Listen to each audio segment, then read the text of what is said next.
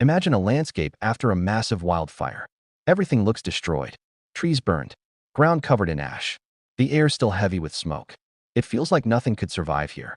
No life, no growth, just silence. But then something unexpected happens. Days later, small green shoots begin to appear. Weeks later, plants start growing again. And some of these plants didn't just survive the fire. They actually needed it. There are plants on Earth that depend on fire to grow. It sounds impossible, but fire is part of their life cycle. In some ecosystems, fire is not the end. It's the beginning. Wildfires are often seen as destructive. They burn forests.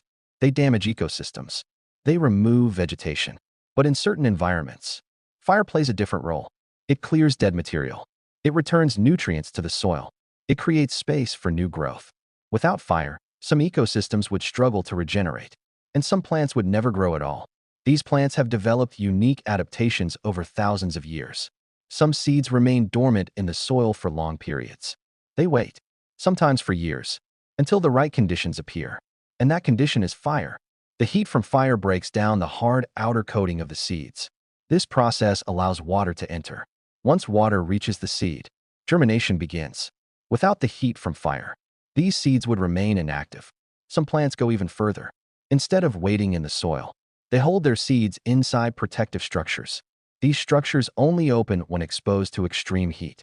When fire passes through, the heat causes them to release seeds onto the ground. The ground below is now covered in ash. Ash is rich in nutrients. It provides a fertile environment for new plants to grow. With less competition and more nutrients, these seeds have a higher chance of survival. Some plants also regrow directly after fire.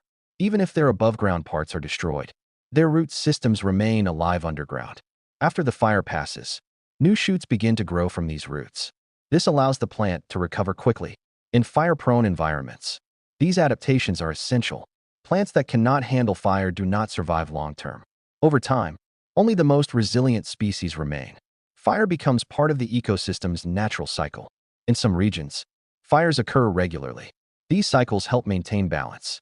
They prevent excessive buildup of dry material. They support biodiversity. They allow different plant species to thrive at different stages. Without periodic fire, some ecosystems become unstable.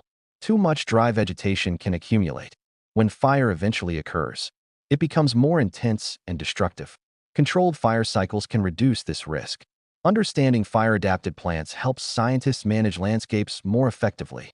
It also helps farmers and land managers develop better strategies. As climate conditions change, wildfires are becoming more frequent in some areas. This creates new challenges, but it also increases the importance of understanding natural systems. Plants that survive fire show how life adapts to extreme conditions. They demonstrate resilience. They show how destruction can lead to renewal. Fire may seem like an ending, but for some plants, it is the trigger for new life. Nature does not always follow simple rules. What looks like destruction can be part of a larger cycle, a cycle of loss, recovery, and growth. Because in nature, even fire has a purpose.